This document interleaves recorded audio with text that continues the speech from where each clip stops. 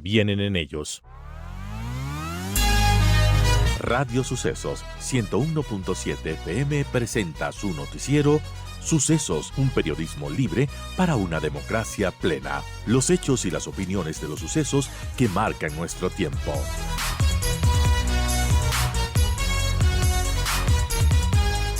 Antes de empezar, quisiera solidarizarme con Carlos Ferrín porque él recibió una amenaza muy extraña en redes sociales y esto rechazamos rotundamente y lo digo al aire porque, bueno, no vamos a repetir la amenaza, pero la llegó 7:30 de la noche, incluso un poco antes que mandemos ya la agenda de entrevistas para hoy. Será un misterio bueno, cómo sabían estos troles amenazadores de que Carlos Ferrín iba a estar con nosotros en Radio Sucesos, pero bueno, rechazamos públicamente, Carlos, de esta amenaza, me solidarizo contigo y bueno, vamos adelante con el análisis. Bienvenido, Carlos. Tu micrófono no lo escuchamos. No puedo escuchar a Carlos Ferrín, ¿qué pasa? No, no sabemos qué pasa, no sé si pueden ver en producción si es que pasa algo con el micrófono de Carlos Ferrín.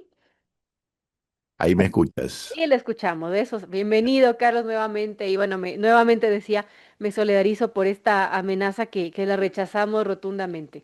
Mira, yo sinceramente, cuando uno se mete a opinar antes que nada un saludo al público, no lo había saludado porque tenía el micrófono silenciado. Cuando uno se mete a opinar, tiene que estar consciente de que puede recibir el rechazo, obviamente, de ciertos sectores. Yo preferiría pensar que es un tema de absoluta troleo nada más. O sea, alguien pierde un debate en redes y sale con cualquier cosa. Es un poco extraño el suceso, pero yo creo que está todo bien. Ni siquiera era presencial la visita. Así es. Como ven, estamos por Zoom. No, no estoy en este momento por la capital. Y bueno, a la entrevista porque definitivamente eso es lo que más importa en este momento.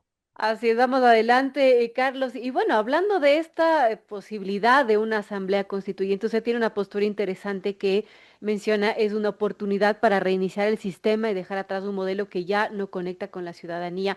Podría pensarse dos cosas. La una que, bueno, el presidente ha empujado a este escenario en el sentido de plantear leyes que podrían ser objeto de demandas de inconstitucionalidad, como ya pasó, plantear preguntas que quizás podrían ser objeto de análisis, observación y negativas de la Corte Constitucional, como está pasando, y finalmente decir, bueno, la Corte no me deja y vamos a una constituyente. Otro escenario podría pensarse bueno, esto es un distractor, un bluff del presidente tras esta decisión tan dura que dos gobiernos no pudieron porque casi se les incendia el país de eliminar el subsidio al diésel. O la otra que, bueno, legítimamente sí, necesita el país una nueva constituyente, una nueva constitución para, bueno, hacer las cosas y que permita tener un modelo que realmente le deje gobernar.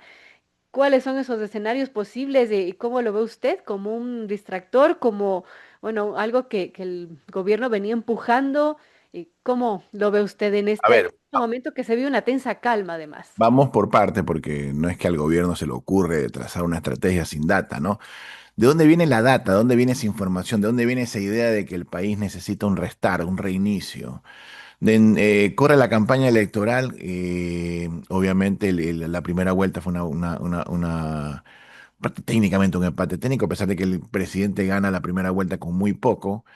Dentro del análisis, de los análisis cualitativos, que es cuando le preguntamos a la gente a profundidad, eh, qué es lo que siente, qué tipo de cambio quiere, porque se hablaba mucho de que la gente quería un cambio, lo que había que determinar cuál era ese cambio. Entonces se determinó dentro de esos estudios que el cambio que la gente buscaba no era ni siquiera de una forma de gobierno, sino que el sistema del Ecuador lo percibían como un sistema que no avanzaba, que estaba estancado, que estaba podrido. ¿Y de dónde sacaban esas ideas? Nos preguntamos, ¿no?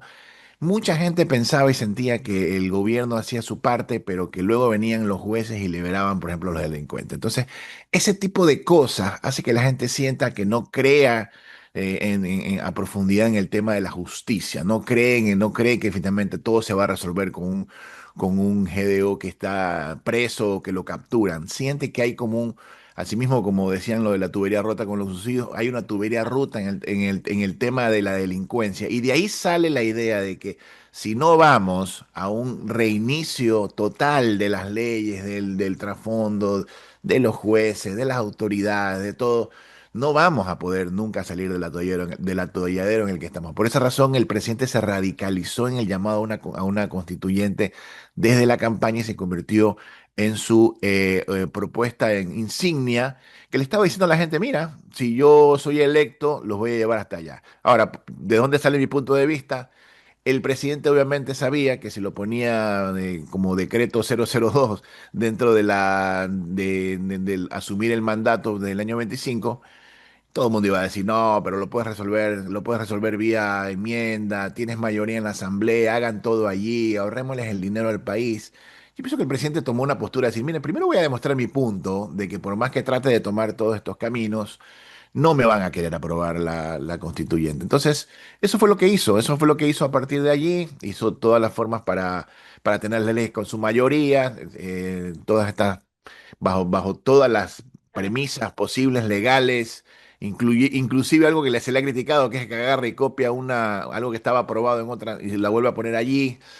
Él sentía que no lo estaban dejando pasar. Y dijo, bueno, ya demostré mi punto, es el momento de destrabar el país, llamo a consulta para entrar a una constituyente. Y es donde exactamente estamos en este momento. Bueno, ahora, ¿qué podría pasar con una constituyente en el país? Porque esto es algo que tomará un año, 2 años, y bueno, mucho depende también de qué tan popular es el gobierno en ese momento.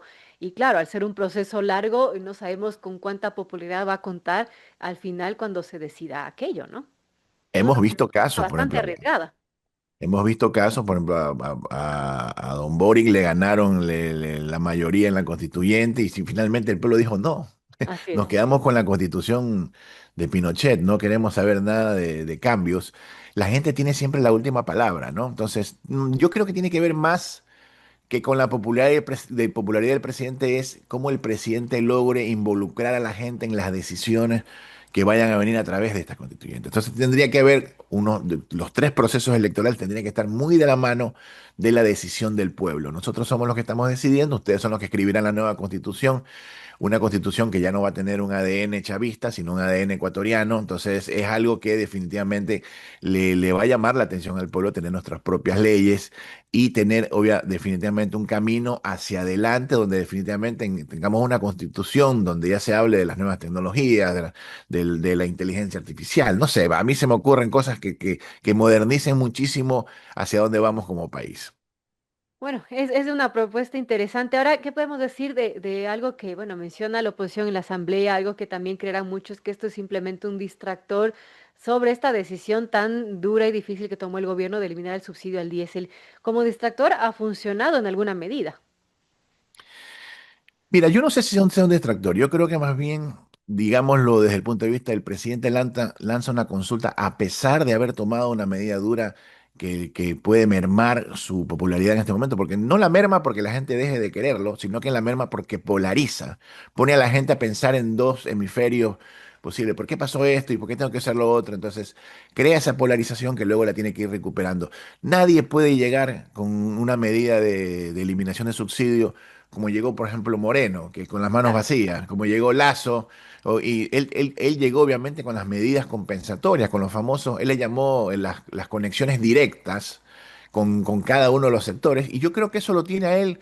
De alguna forma, pongo el ejemplo al ministro Luque, el día sábado lanza un mensaje diciendo que tenía 600 inscritos para el tema este del bono de compensación. Al día de ayer ya anunciaba 8.000. ¿Eso qué quiere decir? Que ese 8.000 se convierte en el Internet del pueblo que le dice al otro, yo no me voy a movilizar porque a mí sí me cumplieron, me depositaron, yo sí creo que la medida es sincera esta vez, no es demagógica, no es que ese dinero se va a ir a otra cosa, me está llegando a mí. Y Claro. eso es lo que de alguna forma evita que el estallido social se profundice, ¿no? Porque no nos olvidemos que a Moreno se le levantaron los transportistas y se le levantaron los sectores, las nacionalidades indígenas. A Lazo solamente las nacionalidades indígenas y ahora vemos solamente las nacionalidades indígenas amenazando que este fin de semana empiezan un paro. Bueno, ¿Cómo medir el momento político que estamos viviendo actualmente? Porque por un lado, claro, hablamos de estos posibles paros, hablamos de una posible constituyente también, hablamos de una consulta popular y algunas preguntas que se están planteando y que esperan la aprobación de la Corte. Son momentos, bueno, bastante convulsos, interesantes. ¿Cómo medir todo esto que se está viviendo actualmente en el ámbito político, Carlos? Mira, yo creo que Cuenca es un gran ejemplo que definitivamente el gobierno sí tiene una apertura a la movilización, ¿no? Cuenca se movilizó creativa, pacíficamente. Los reportes de los mismos cuencanos dijeron que no vieron mucha presencia policial, se sentían seguros porque estaban evitando que hayan infiltrados dentro de la... Incluso la oposición logró tener segmentos de esa protesta, pero siempre se trató de un propósito en común, que era el agua, ¿no? La protección del agua, y eso fue lo que posicionó Cuenca y nos mostró una hermosísimo, que le llamaron el quinto río, y que todo muy simbólico y maravilloso. Entonces, obviamente que hay espacio para la protesta siempre y cuando tenga ese sentido pacífico. En el caso de los paros de las nacionales indígenas, ya hemos visto que no son tan pacíficas y que más bien llegan a un costo altísimo para la sociedad, ¿no? Calles obstruidas, canales quemados, o sea, hay muchas cosas que definitivamente no nos dan una buena espina sobre ese tema, ¿no? Porque quizás por esa razón el presidente, para salvaguardar la capital, instaló el gobierno en esta ocasión en Cotopaxi para hacer un poco más corto el recorrido a esas protestas. Bueno, ¿qué podemos pensar de lo que pueda pasar estos días con las protestas anunciadas por el movimiento indígena que para muchos llega debilitado en esta época?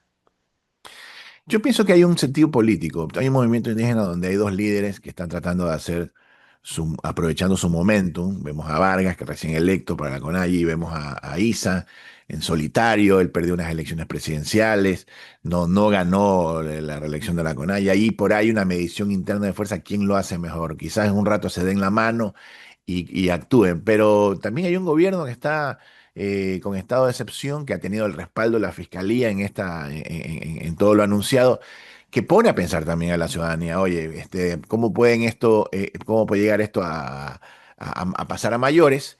Y tratar de ver, a medida de que la fuerza pública logre contener a sí mismo bajo la ley estas explosiones sociales, habría que ver más o menos qué viene después, porque uno nunca puede adelantarse a la coyuntura, uno tendría que ver más o menos qué está pasando en ese rato para entenderlo, ¿no?